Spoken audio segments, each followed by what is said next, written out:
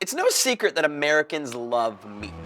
For most of our nation's history, no breakfast, lunch, or dinner would be complete without some form of pork, chicken, or beef. It's the reason that we know descriptive phrases like juicy burgers or succulent steaks, crispy chicken, and of course, Arby's, we have the meat. But recently, a new phenomenon has been taking over menus everywhere, and no, I'm not talking about being gluten-free. In front of me are several takes of various restaurant chains' meatless meat offerings, which I'll be trying towards the end of the video. So with that said, welcome to the Big Rewind Deep Dive, where we take a closer look at what's trending, and today, that's the Impossible Burger.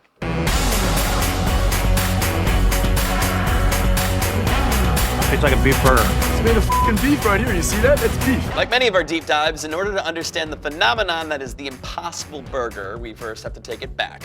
Like all the way back. It all started in 1886 when John Harvey Kellogg wanted to create alternatives to eating meat. Seeing as he was a member of the mostly vegetarian Seventh-day Adventists, he decided to create options for both himself and others that didn't want to consume animals. Now, he's mostly known for popularizing the breakfast cereal that we eat today, but he also created something called Nuttos, a peanut-based meat alternative. Yum. Fast forward to the 1930s and we start to see soy and wheat-based fake meats hitting the market. Now, as fascinating as it would be for me to give you the history of soy, why don't we just kind of speed it up a little bit more? All you really need to know is that over the next 60 years, there weren't any major advancements in fake meat technology. Some people tried some fungus-based dishes, other people were adjusting the ratios of wheat and soy, but all in all, there weren't a lot of alternatives. Until 1995, when a struggling vegetarian food company by the name of Turtle Island Foods decided to put something on the market called Tofurkey, tofu-based fake meat. And that's when things really started to catch on. Now, although in the first year they only sold 500 Tofurkeys, by 2012 over 3 million had been sold. Over the next 5 years, we start to see a vegetarian boom, not just by animal activists, but by people who are looking for healthier alternatives. And as anyone who's taken Econ 101 knows, that's when the laws of supply and demand come into play. As technology and research advanced, so did the taste. And that brings us here to 2019 with brands like Impossible Foods and Beyond Meat creating not only meat alternatives, but something that actually tastes like the real thing. A product not necessarily aimed at the morals of vegetarians and vegans, but rather meat lovers who just want to be healthy and more environmentally friendly. So, why are these burgers suddenly appearing everywhere?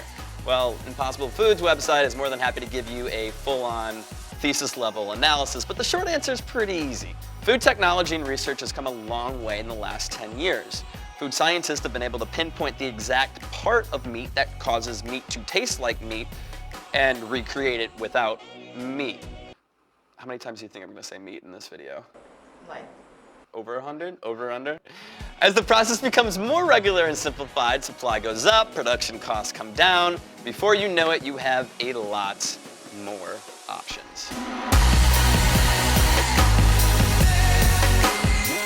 Okay, now we get to eat. In front of me are multiple takes on the Impossible Burger or Impossible Meat. We have TGI Fridays, we have Hard Rock Cafe, we have Burger King, one regular and one Impossible. I'm gonna try to tell the difference. I don't know which one is which.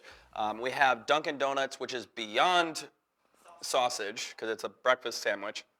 And then Taco Dumbo, which is a taco spot here in New York City, where they use Impossible ground beef. Ground Impossible beef. It's impossibly not ground. All right, I'm just gonna start. I think the point.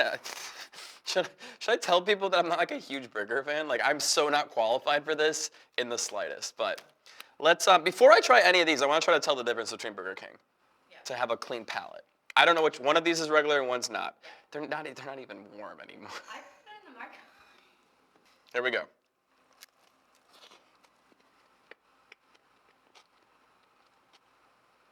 Are there onions on this?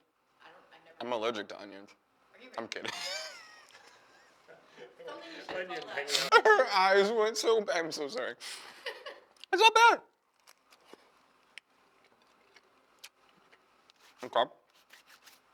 Pretty good. It's what I think a Whopper would taste like.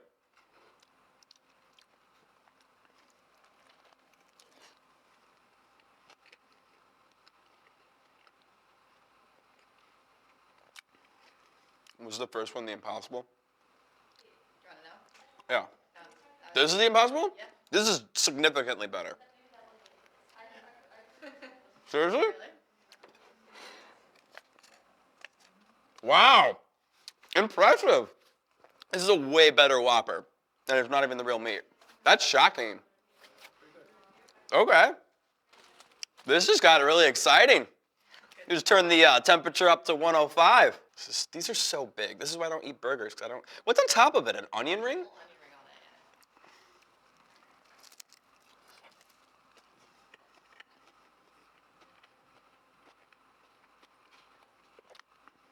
Very good.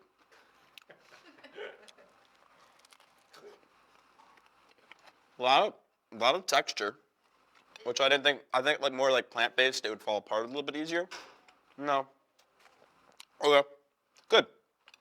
I'd order that. Does it taste like meat, though? Would you... No, wait, I literally cannot taste that. I'm not eating meat. I wouldn't know. Again, I don't order burgers all of the time, so I wouldn't be the best representative for this, but better than the Whopper. It's hard to compare because they're significantly different tastes. Like, this is obviously a fast food burger.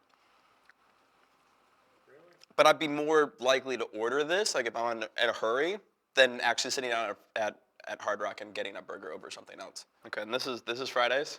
Friday's bun looks the best. Like, just way better. All right, here we go.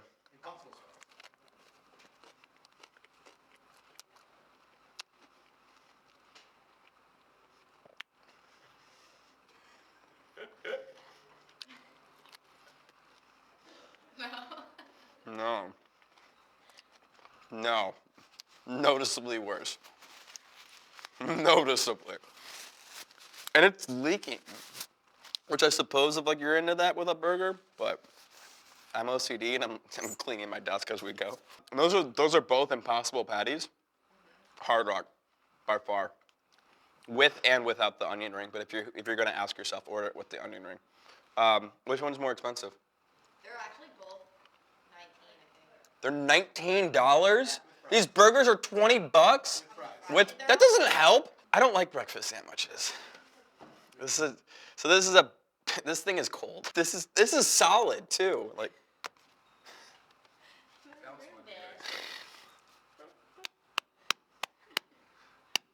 I feel Like a hockey puck. yeah, it's like a baseball glove. Like there's no way this is good. No chance. This is beyond meat sausage. I don't want to eat this one.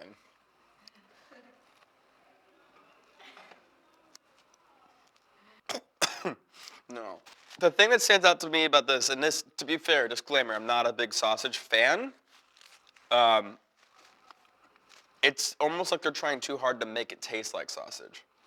It's so overwhelmingly like, ah! But the texture's terrible. Is it the cheapest? Yeah, it tastes the cheapest. It tastes like a dog toy.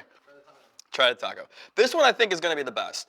So this is Impossible Meat, but it's the Taco Dumbo, which is a taco chain here in Manhattan. Well, I guess throughout New York, because Dumbo's in Brooklyn, so smart. I'm gonna try it without the salsa first. Here we go. It looks good. Like, it looks. All right, here we go.